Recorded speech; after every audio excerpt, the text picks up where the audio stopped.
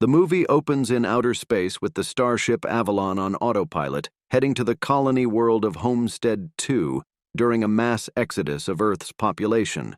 The crew and the 5,000 passengers are all in hibernation pods for the 120-year journey. It is 30 years into the journey. The ship travels through a meteor storm, and power is diverted to the forward shields. Then the ship collides with a large meteor, and the power blinks. Red alert screens come on in the control area, then quickly go back to normal. Something bad has happened. Jim Preston, a mechanical engineer, wakes up in his pod with a cheery computer voice telling him that soon they will be arriving at Homestead II. He is told that it is normal to feel confused and weak after being in hibernation. The wristband on his arm is scanned, and the computer leads him to his cabin where he sleeps. The next day he wakes up, tries to decide what to wear when meeting fellow passengers. He goes to an orientation session about life as a colonist on Homestead, but he is the only one there. The cheery computer-generated instructor cannot understand his question about why no one else is there. Jim goes to the main concourse and gets no help from the information kiosk. He finds an office where he can send a message to the Homestead Company that he is warned will be expensive. He sends a message explaining he is the only one awake and needs help, then finds out it will be 15 years before anyone on Earth receives his message. He is on his own. Jim finds manuals for all the ship equipment. He studies the manual on the hibernation pods, but cannot find a way to get it started again once the person has woken up. He cannot get into the area where the crew pods are to try and wake anyone for help, and he cannot get into the command area. His wristband does not give him the proper clearance. Jim finds an android barman named Arthur who he can talk to, but the android is programmed to dispense barman advice. Like if you don't like where you are, change things. Jim is a general class passenger with a basic cabin, and he breaks into a suite with nicer amenities. A year passes as Jim makes use of the ship's entertainment facilities, but without other people, he becomes more desperately lonely. He goes to an area where passengers can put on a spacesuit and go outside while safely tethered to the ship. Jim contemplates suicide by opening the airlock without a spacesuit, but stops himself and runs into the pod area. He trips near a pod with a beautiful woman inside, Aurora Lane. He studies her passenger profile she had recorded before the ship set sail. She is a journalist and is traveling to Homestead to have an adventure and learn about why people choose to be a colonist. He reads her stories and thinks she is perfect. He wrestles with himself about waking her up, knowing that it will doom her to die on the ship, but he cannot stand the isolation after a year alone, so he manually makes her pod wake her up, hiding before she can see him. The same cheery computer program wakes up Aurora and leads her to her cabin to sleep. Aurora wakes up the next day alone and wanders to the grand concourse where she meets Jim. He tells her the truth about how long he has been awake, but he doesn't tell her that he woke her up. He has asked Arthur the android barman not to tell Aurora what he has done, and Arthur agrees. Aurora and Jim talk daily, discuss what can be tried to repair the pods. Aurora swims, runs, and begins to write her story. She asks why Jim left planet Earth, and he says he likes to make things and repair things, and on Earth, things get replaced when they break and are not repaired. He wants to live in a house he builds himself. Her plan was to travel to the colony, spend a year there, talking to colonists about why they left Earth, then return to Earth. Aurora is a gold-class passenger and uses her status to procure more elaborate breakfast meals than his standard clearance entitles him to. After some time of getting to know each other, Jim asks Aurora on a date, and she accepts. After they eat, he takes her into the spacesuit room, and there are 2 suits, and they both get dressed and go outside. Coming back inside, Aurora is excited, and they go into Jim's cabin and make love.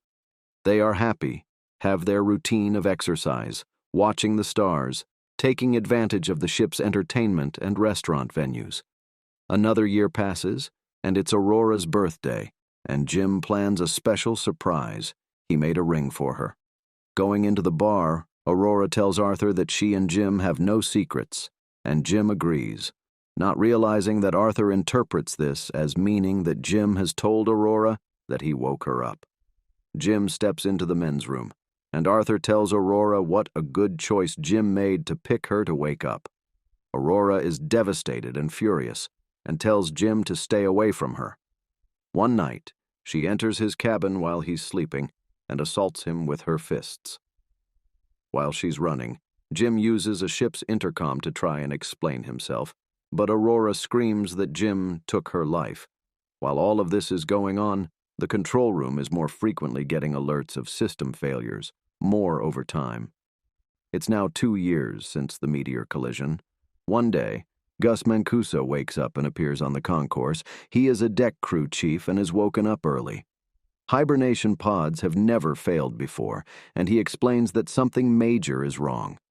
His wristband gets them into the command center, where they find that the ship's automatic diagnostics have failed, and they need to check every deck manually. While Gus runs tests before this can be done, there is a major gravity failure, and Aurora almost drowns while in the swimming pool. Gus finds that there have been cascading failures, and the computer can make a timeline that shows the first failure was 2 years before. Gus determines that the first few failures caused power diversions to try and re-equalize the load, but the load became too heavy, causing more and more failures. The whole ship is in danger of becoming dead in space, which will doom the entire crew and passengers. The area first affected was in the main engine area, but they will have to do a manual inspection to tell where. At this point, Gus collapses, and Jim and Aurora take him to the infirmary and put him in the medical auto-diagnostic scanner. There are multiple necrosis all throughout his body, and death is imminent because of the malfunctioning hibernation pod. He puts on his uniform and prepares to die, and gives Jim and Aurora his wristband so they can access the areas of the ship they need to go to repair things. In engineering, Jim and Aurora find a hole made by a meteorite that goes through some critical areas. When they open one door, Aurora is almost sucked out because of a hole through the hull. She blocks it with a tablet Jim pushes to her, and Jim uses a liquid sealant to further seal to the hole. The area pressurizes, and they then learn the fusion engine exhaust has to be manually vented. The manual override won't work. Jim has to get into a spacesuit and go outside to repair it.